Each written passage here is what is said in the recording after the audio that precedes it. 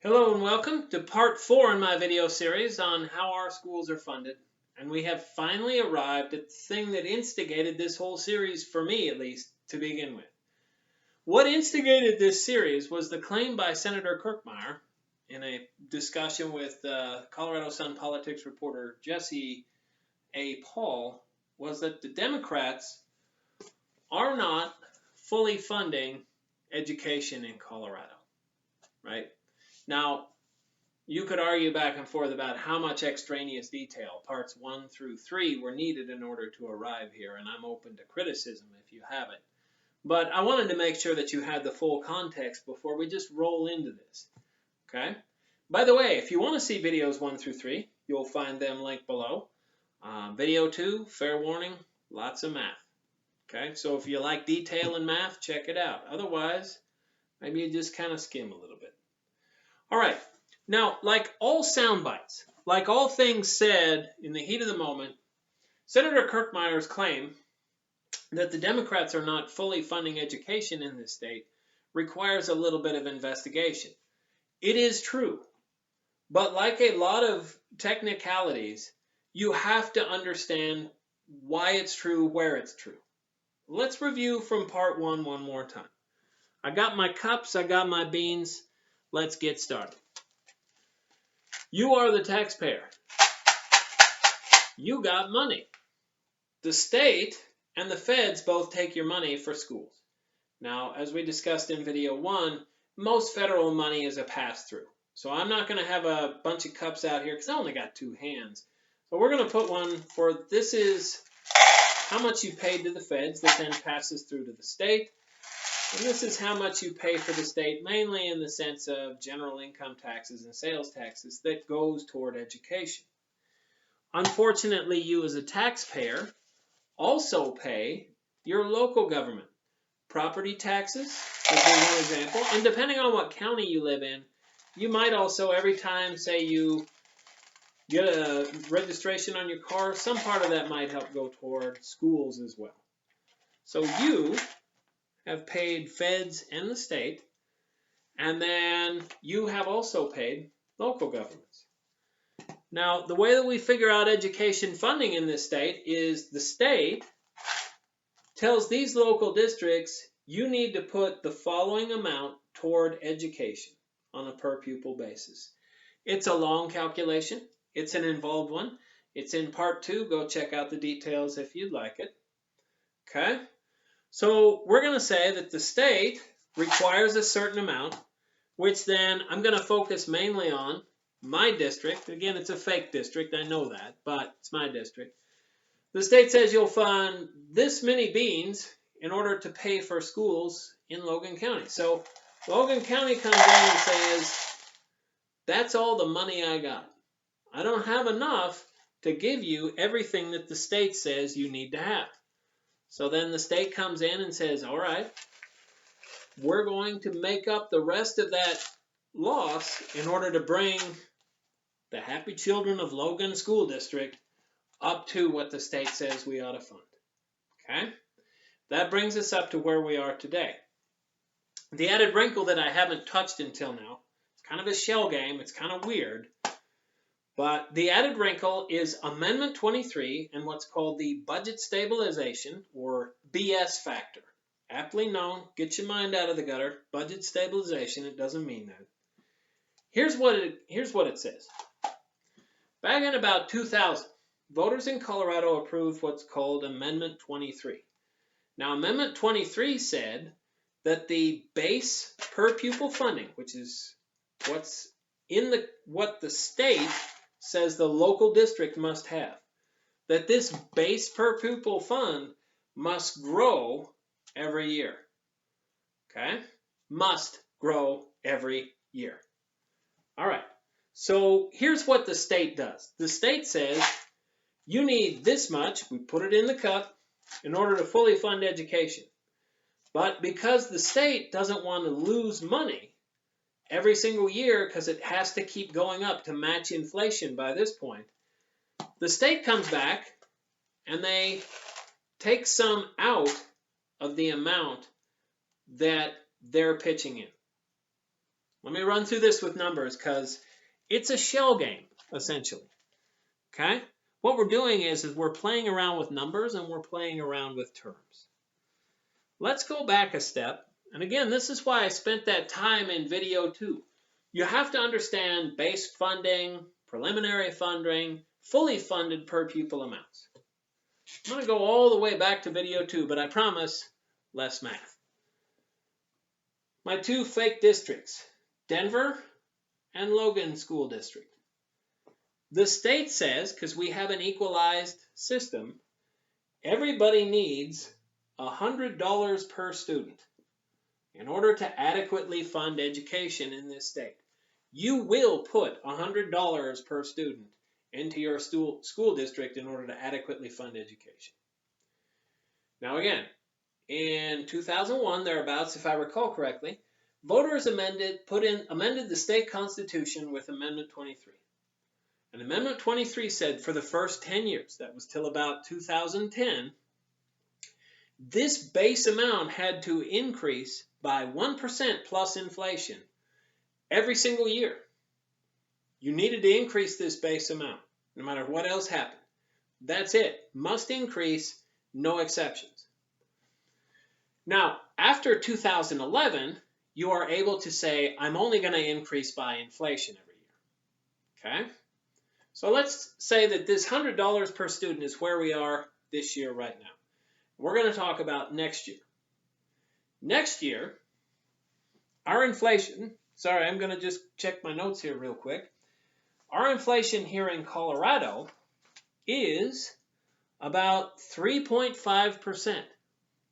So what I'm going to do is I'm going to multiply this by 1.035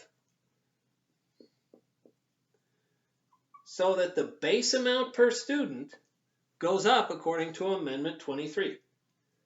So now, by Amendment 23 standards, I must give every student a base pay of $103.50. Okay, that's what Amendment 23 says. Must, will, no exceptions. Now, if you go watch part 2, what you'll see is there are a whole lot of adjustments that happen. Okay, you adjust for size, for cost of living, for everything else under the sun. You add money for kids that are at risk. You add money for ELL learners. You add money for kids that are doing what's called concurrent enrollment. I'm going to hit the fast forward button. We're not going to go through all that detail. Okay? I'm going to say that after those adjustments, the per pupil funding is $93 and $97 for Denver and Logan respectively. Okay? And yes, it does go down. Sometimes it goes up. Sometimes it goes down. Okay? Again, amounts and all that. It's in the handout below, but it's also in video too. All right, so with Amendment 23, we've increased the base, which means these numbers come up. Again, if you watch part 2, you'll see that these numbers would be higher than they would be without Amendment 23. We did increase, right? This is 3.5% bigger than it would be otherwise once the adjustments have been made. Now, here's what we're going to do. We're going to apply what legislators termed the BS factor. Now, let me give you a little bit of history on this. Okay? All right, so back in about 2010, I mean, it didn't take them long to figure this sort of stuff out. They started saying, golly, if we increase per pupil funding every single year, we're going to have less money to do other stuff with. This is going to be a real burden. And so we're either going to have to reprioritize greatly every single year because this budget for the students is going to have to keep growing, or we're going to have to go to voters and say, give us more money because your thing requires us to raise this much. Now, if you know politicians, you know that that leaves a bad taste in their mouth. Neither one of those things is really palatable to somebody that makes their, that is in an elected office. So what they decided to do was adopt temporarily something called a budget stabilization factor.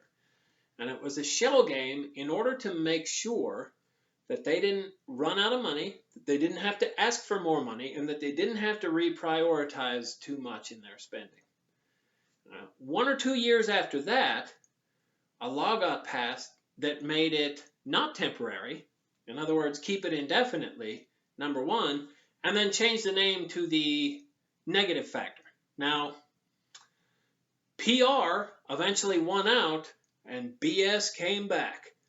In other words, after a little bit, the name got changed back to the more euphemistic and nice sounding budget stabilization factor. How does that work mathematically? So we started out with our 100. We adjusted per Amendment 23. Now what we're going to do is apply the budget stabilization factor. And the budget stabilization factor says I'm going to take some percentage out of here. Now, in fiscal year 21-22, the inflation was 3.5. The budget stabilization factor for that year is 3.67%. I'm going to fast forward through a lot of the mathematical details here. Remember that to subtract 3.67%, I'd go 93 times that percentage and take it out of the whole. But skipping the details, 89.59. And if I take it out of here, it's 93.44. So it is exactly like I showed you with the beans. The state says, put this much in, and then the state turns around and says, now take it right back out. Because if you noticed, it was 3.5% versus 3.67%. Now, there were some adjustments that went into this number, so it's not exactly like a straight cancellation of the two. Cancellation, sorry. It's not a straight cancellation of the two. But these numbers down here at the bottom are roughly what they would be had we not had to adjust up 3.5% per Amendment 23. So that's the budget stabilization factor. Now let's talk some fairness here. It's important to remember that this shell game, this giving money and then taking it right back, is not unique to the Democrats. Okay? This has been here a long time. And it has been something that politicians of both parties have indulged in. Okay? This game is not unique to the Democrats. I also want to point out, again, in the interest of fairness, that this doesn't mean that the Democrats are taking money out of education. They're just not increasing it per Amendment 23. And I also want to point out that the Democrats have put more money and more time and thought into education. If you look in the description, there is a handout, a memorandum by the Legislative Council staff, the nonpartisan staff of the Colorado Assembly, as to what changes occurred in 2022 to 2023 with regard to education funding. And for the health of all of our souls, let me run through that list quickly with you. Okay? You'll find things like the state took more money. The state is taking on more of the funding burden to help the local districts. The state's going to start paying a little bit more of a share in this year. Okay? They increased some funding for special education. Okay? They moved preschool students out of the student count, which effectively, again, reduces the burden on local districts because those guys are now going to get funded by taxes on smokers. Okay? So there were some things that the Democrats did. The Democrats who run this state, let's remember, they're running things here. They did do things that helped. But still, Senator Kirkmeyer's claim that they're not fully funding education is accurate. Because, think about it, the feds in the last couple of years have helicoptered in wads of cash, sprinkling it everywhere all over this country and all over this state. Dump trucks have backed up to the border of this state, tilted their beds, and dumped in yet more cash on this state. We ended up with a huge budget surplus because our economy, probably for a lot of reasons, did better than some other states' economies. In other words, like we ended up with more money in this state than we ever thought we would have, especially in the last 2 years post-COVID. And yet, despite those record surpluses, despite having tons and tons of money, so much so that they had to refund some to us and they had to scramble to spend it, did Democrats retire so to speak, the budget stabilization factor? No, they didn't. They didn't retire that budget stabilization factor in the last assembly session, despite one of Senator Paul Lundine's bills, which would have done that in addition to other things. They didn't do it this session, despite Senate Republicans repeatedly mentioning it to them. Now, I want you to sit and think for a second what an extra 3.5% might mean to your local school district. What would that 3.5% increase over 2 years have done for your local school district? I'm not a huge believer that extra money in education is automatically leading to extra benefits. I mean, I showed you that graph earlier. Both the state and the local amounts are going up. And I don't think outcomes are keeping pace with that increase. But certainly the rhetoric has been, we need to put more money into education. And I think there are cases where some extra money would help. And even if it wasn't done on a permanent basis, retiring the BS factor, at least while we're flush with cash, strikes me as a good idea. And I think the Democrats are left explaining why they chose not to do that. Now, what you may have noticed is no one is talking about that in the media. So clearly they're not going to be explaining that to the media because the media is not going to cover it. But I hope at some point somebody takes notice, shares this video, and starts the conversation because it needs to be had. Whether you think Amendment 23 is still a good idea, whether you think budget stabilization factor is a reasonable thing, whether you think neither of those things, it's fine. But we need to start having that discussion because we need to stop playing shell games with our students' future. I hope this video series has been helpful. I was thinking the other day, given the trouble with property taxes, they ought to do a little bit of a grace note on this series and talk about how all of this interacts with Tabor and the recent budget problems, because there are some Tabor wrinkles going on here that I think are worth covering. As always, any questions or feedback, please put it in the comments, send me a message. Thank you for your attention.